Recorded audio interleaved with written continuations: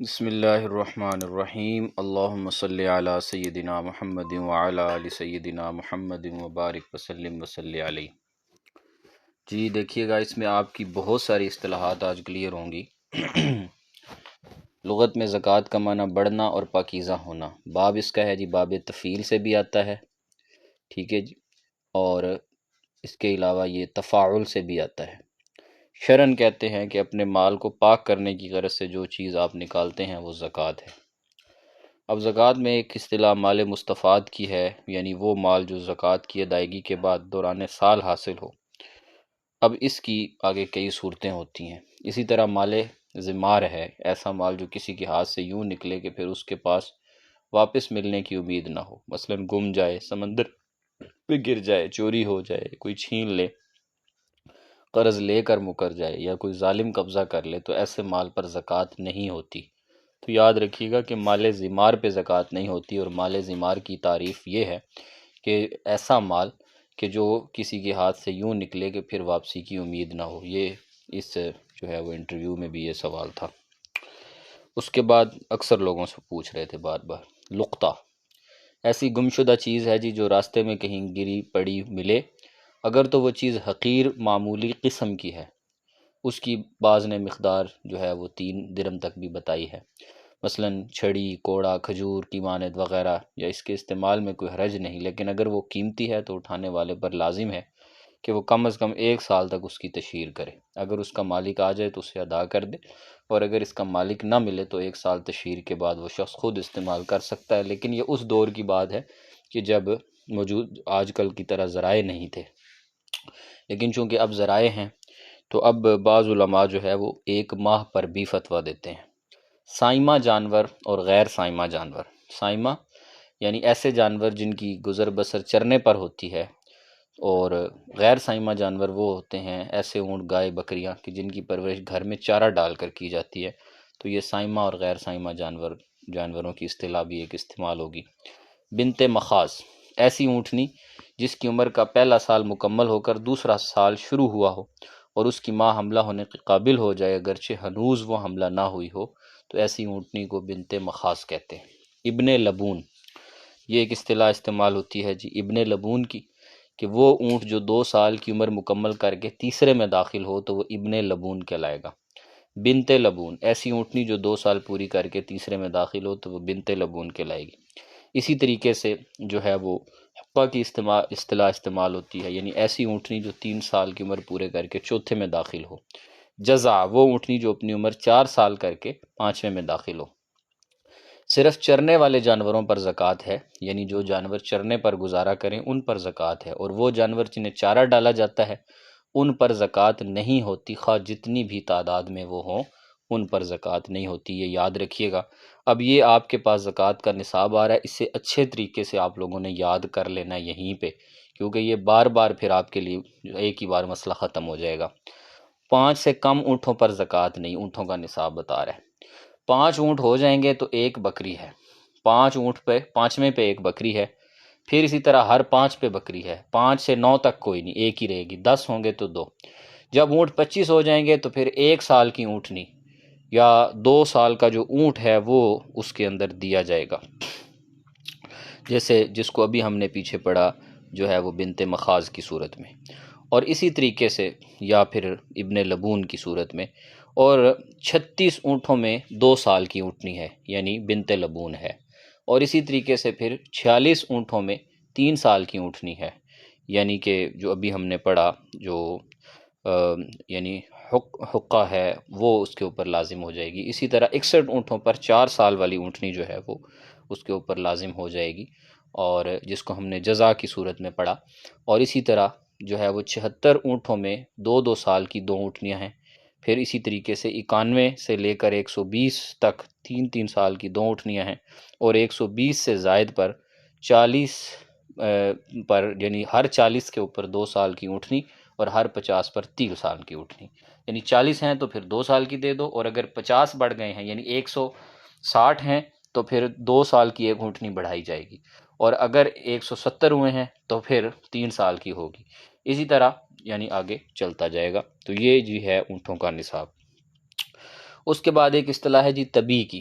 طبی یعنی گائے کا ایسا نر بچہ جو 1 سال کی عمر پوری کر کے دوسرے سال میں قدم رکھ چکا ہو، اور اسے طبی اس لیے کہتے ہیں کیونکہ یہ اپنی ماں کے پیچھے چلنے لگتا ہے، اس کی جو ہے وہ تابع ہوتا ہے، اس لیے اس کو طبی کہتے ہیں. طبیہ مادہ بچے کو طبیہ کہتے ہیں. مثنیٰ ایسا جانور جس کے 2 دانت نکل آئیں، یعنی 2 سال پورے کرے اور تیسرے میں. اب یہاں پر گائے بھینس پر زکوٰۃ کا نصاب آ جائے گا جی. اب آپ نے یہ طبیہ اور مثنیٰ کی اصطلاح ذہن میں رکھنی ہے. اب آپ دیکھیں کہ گائے بھینس پر جو زکوٰۃ کا نصاب ہے اس میں بھینس بھی گائے کے حکم میں ہے، چنانچہ 30 سے کم گائیں ہوں تو کوئی زکوٰۃ نہیں. 30 گائے ہو جائیں تو 1 سالہ مادہ گائے یا نر بچڑا زکوٰۃ میں دیا جائے گا. 40 پر 2 سال کا بیل یا گائے واجب ہے. اس کے بعد پھر 30 گائے ہوں تو 1 بچڑا یعنی 1 سال کا نر، اور 40 گائے پر 2 سال کا بیل. یوں زکوٰۃ ہوگی. بکریوں کی زکوٰۃ بڑی آسان ہے. بکریوں کی صورت یہ ہے کہ جی 40 سے کم پر زکوٰۃ نہیں ہوتی. 40 بکریوں سے 120 تک 1 بکری ہوتی ہے. 121 سے 200 تک 2 بکریاں ہوتی ہیں. 200 سے 300 تک 3 بکریاں ہیں. اور 300 کے بعد ہر 100 بکری پر 1 بکری جو ہے وہ زکوٰۃ میں دی جائے گی. اب جانوروں کی اصطلاحات بتا رہے ہیں. حریمہ بوڑھا جانور. ذات عوارن یہ حدیث میں سارے الفاظ آئے ہیں. بھینگا جانور. تئیس نر جانور. ذات عیب عیب دار جانور. اسی طریقے سے الدارینہ میلا کچیلا یعنی عیب دار خارش زدہ جانور. اسی طریقے سے اشرط اللئیمہ چھوٹا یا پھر بدترین مال. العقولہ بانجھ پن والا جانور. اسی طرح الربیہ یا ربا پالتو جانور. الماخذ حاملہ جانور جو ہوتی ہے وہ. فحل سانڈ یا نر. تو اسی سے جو فحول الشعراء کی بھی اصطلاح ہے. فحل کا مطلب یعنی نر. اچھا جی، اب آ جاتی ہے جی، یہ تو ہم نے تینوں زکوٰۃ ترتیب کے ساتھ دیکھ لی ہیں، یعنی کہ اونٹوں پر زکوٰۃ کس طرح ہوگی. جانوروں میں عام طور پہ یہی 3 طرح کے جانور ہیں جو ہم گھروں میں پالتے ہیں. باقی گھوڑا وغیرہ وہ تو کوئی ایک آدھا رکھتا ہے. تو عام طور سے جو ہم پالتے ہیں وہ یا بکریاں ہوتی ہیں یا گائے بھینس ہوتی ہے یا پھر اونٹ وغیرہ ہوتے ہیں، اونٹنی اونٹ ہوتے ہیں جو لوگ پالتے ہیں صحرائی علاقوں میں وغیرہ. اب آ جاتے ہیں جی اجناس کی طرف کہ ان پر زکوٰۃ کس طرح ہوگی. گندم چاول وغیرہ کی زکوٰۃ. غلے وغیرہ اور جو زمینی پیداوار ہے اس پر زکوٰۃ جو ہے وہ بطور عشر واجب ہے، اور وہ صحیح حدیث کی رو سے 5 وسق سے زائد پر ہے. 5 وسق سے کم پر زکوٰۃ نہیں ہے. اب آ جائے گی وسق ہوتا کیا ہے.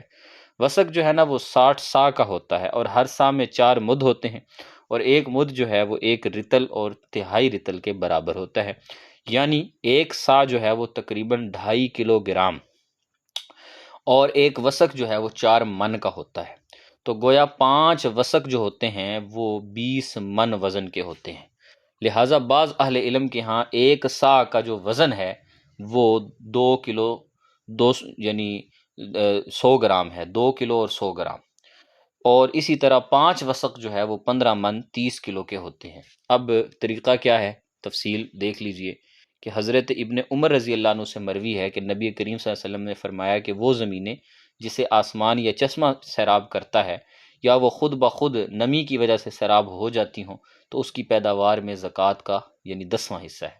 اور جسے کنویں سے پانی کھینچ کر سیراب کیا جاتا ہو اس کی پیداوار میں 20واں حصہ ہے. آج کے دور میں چونکہ کنویں کا حساب نہیں ہے، آج کے دور میں ٹیوب ویل ہے، تو لہٰذا جس کو ٹیوب ویل سیراب کرتے ہیں تو وہاں پر یعنی ٹیوب ویل لگا کر سیراب کیا جاتا ہے. اور آج کی جو نہریں ہیں چونکہ وہ نہریں پیڑ ہیں تو لہٰذا وہ بھی اس ٹیوب ویل کے حکم میں آئیں گی.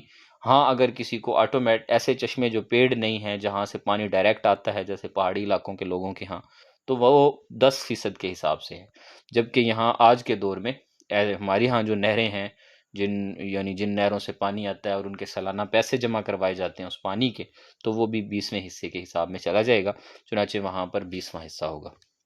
مال رکاز بعض کے نزدیک جو ہے وہ جاہلیت کا مدفون خزانہ ہے، اور بعض کے نزدیک مطلقاً معدنیات ہیں، اور دوسرا نام اس کا رکاز ہے. اور اس سے زکوٰۃ جو ہے وہ خمس یعنی 5واں حصہ ہے. یعنی اگر کسی بندے کو اپنی زمین سے خزانہ مل جاتا ہے تو شریعت یہ کہتی ہے کہ 5واں حصہ جو ہے وہ گورنمنٹ کو دے دے، اور 4 حصے وہ خود استعمال کرے، تو اس کے لیے وہ خزانہ حلال ہے، مباح ہے. کسی نے کھدائی کروائی اور اس کو سونے کی دیگ مل گئی یا وغیرہ وغیرہ. مال فے ایسے مال کو کہتے ہیں جو بغیر مشقت اور بغیر جنگ کے حاصل ہو. اور جو مال فے یعنی آپ حملہ بھی نہ کریں اور صرف آپ اٹیک کریں اور آگے سے مل جائے. مال غنیمت جو جنگ کے بعد ہو فقراء اور مساکین، فقیر اس آدمی کو کہتے ہیں جو غنی نہیں ہوتا، اور مسکین ایسا ہوتا ہے جس کی آمدنی سے اس کی زندگی کی بنیادی ضروریات پوری نہیں ہوتی۔ عامل ایسا سرکاری بندہ ہوتا ہے جو زکوٰۃ و صدقات کو وصول کرتا ہے۔ مؤلفۃ القلوب، جنہیں اسلام پر پکا کرنا مقصود ہو اور انہیں اس طور پر صدقہ یا زکوٰۃ دی جائے۔ الرقاب، گردن آزاد کروانے کے لیے غلام کو آزاد۔ الغارمین، اس سے مراد مقروض ہیں، وہ مقروض کسی بھی صورت سے ہو، کسی کاروباری نقصان کی وجہ سے ہو گیا ہو، ضمانت کے نیچے دب کر ہو گیا ہو، یا اپنے مسائل کی وجہ سے باہر کیف، وہ سارے مقروض اس میں شامل ہیں۔ اور فی سبیل اللہ سے مراد ایسے لوگ ہیں جو دنیا میں غلبہ اسلام کے لیے مصروف ہیں، وہ سارے جو ہے اس کے اندر جو ہے وہ جہادی تحریکیں آ جاتی ہیں، اس کے اندر دعوت کی تحریکیں آ جاتی ہیں، اس کے اندر جو دینی مدارس بھی آ جاتے ہیں۔ تو جو اس کے علاوہ اس میں علماء کرام بھی، ایسے علماء کرام جو کہ یعنی صاحب نصاب نہیں ہیں، اور جو ائمہ مساجد ہیں وہ بھی اس میں شامل ہیں۔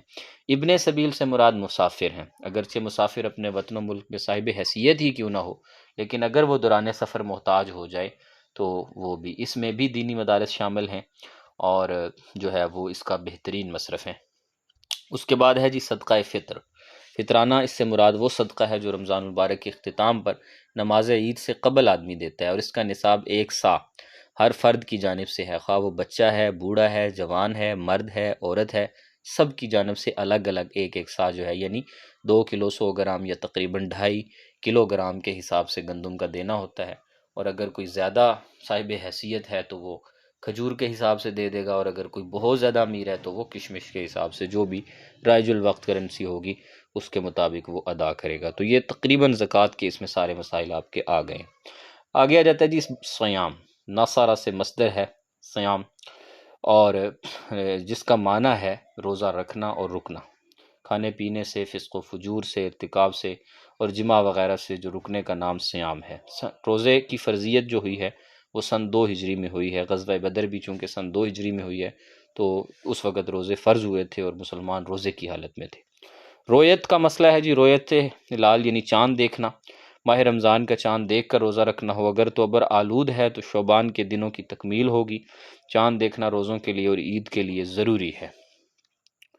آگے ہے جی وصال، یعنی کوئی شخص ارادی طور پر 2 یا 2 سے زائد دن تک روزہ افطار نہ کرے اور مسلسل روزہ رکھے تو اس کو کہیں گے کہ یہ صوم وصال ہے۔